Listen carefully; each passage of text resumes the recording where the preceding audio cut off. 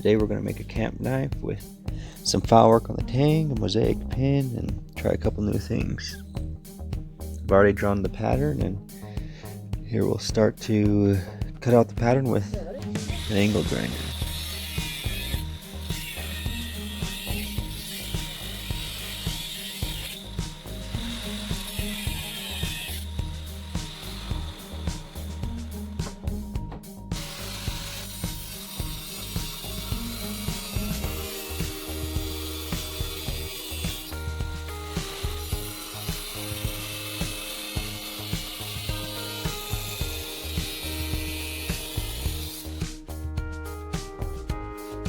As you can see, I cut out another pattern. I figured might as well while I already had everything out and ready to go. We're going to use a flap disc to get on those edges and get the burrs and everything off.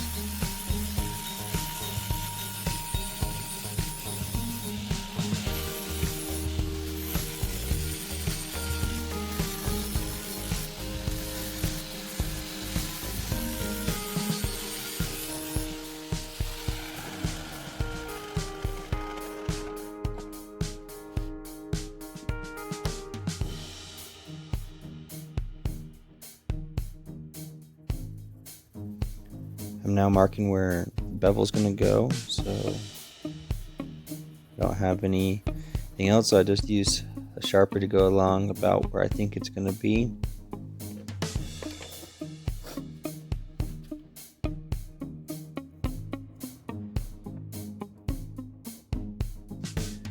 And we'll go along with the calipers, and it's hard to see, the line isn't very deep, but you work with what you have.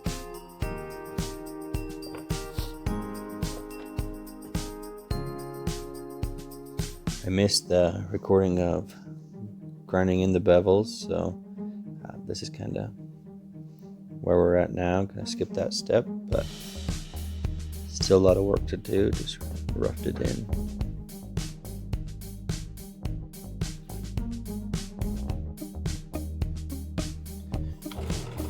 Drill in the pinholes now with the press. I like to make sure that the blade's clamped in some way so that we don't get it starting to spin and cause some problems with that.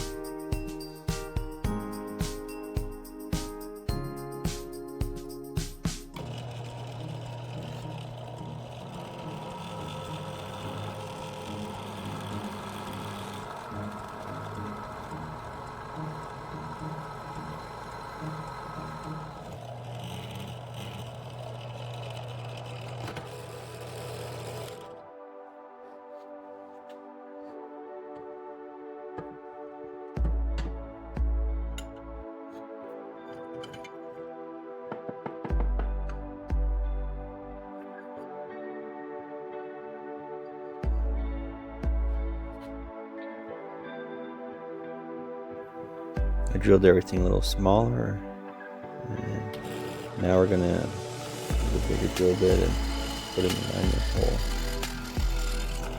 I'm also gonna make that front hole a little bit bigger so that we can have a bigger mosaic pin and be able to see that pattern better.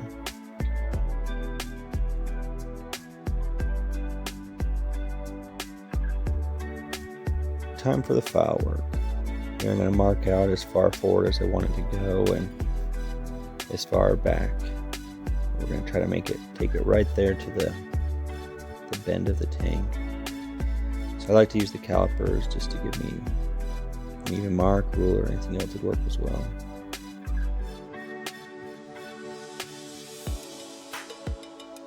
The more you measure, the more precise and accurate your pattern is going to be when you do your file work.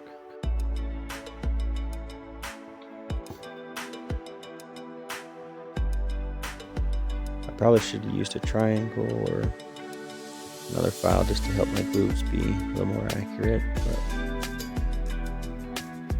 it turned out pretty good, I think.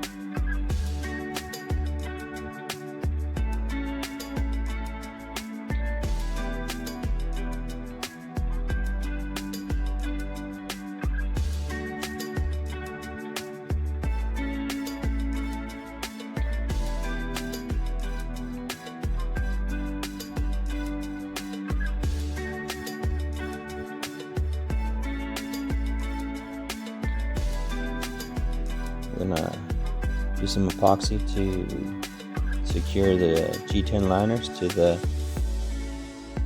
black walnut.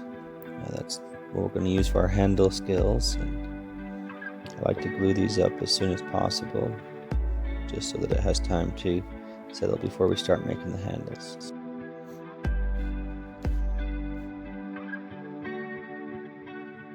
Once these are glued up, we're going to drill our holes in the handle. I like to use the knife just as my guide to make sure that everything lines up.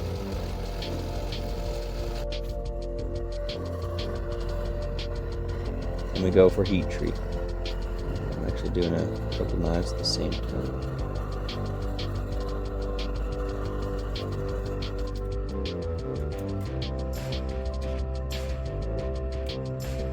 When those are heated, I like to take a magnet just to make sure that it's at the proper heat.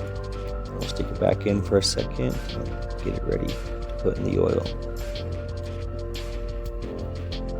During the day, it's hard to see that the knife has come to the proper temperature, proper color. So the magnet makes it really helpful to make sure that you're at the proper heat.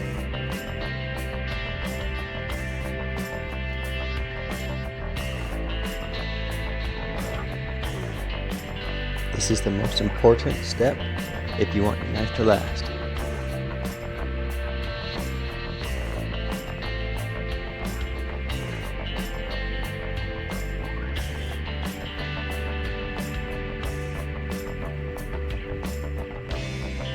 I've done a rough fitting to make sure that everything fits, so that when we go to shape the handle scales, we know that everything is going to work out correctly.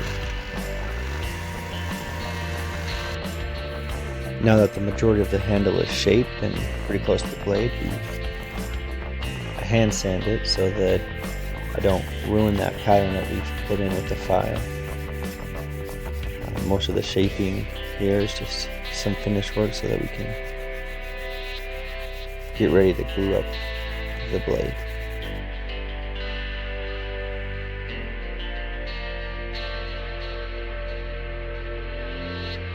Everything is roughed in, we're ready to glue up, and the blade is taped.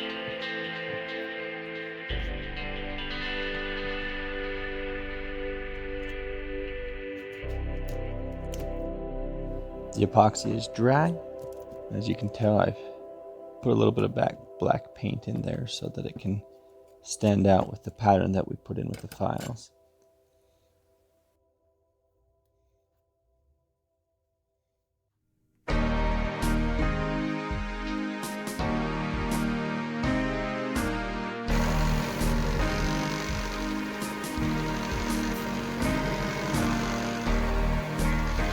Once again, I'm going to use the belt sander to get as close as we can, and then we're going to use some hand sanding to finish it up.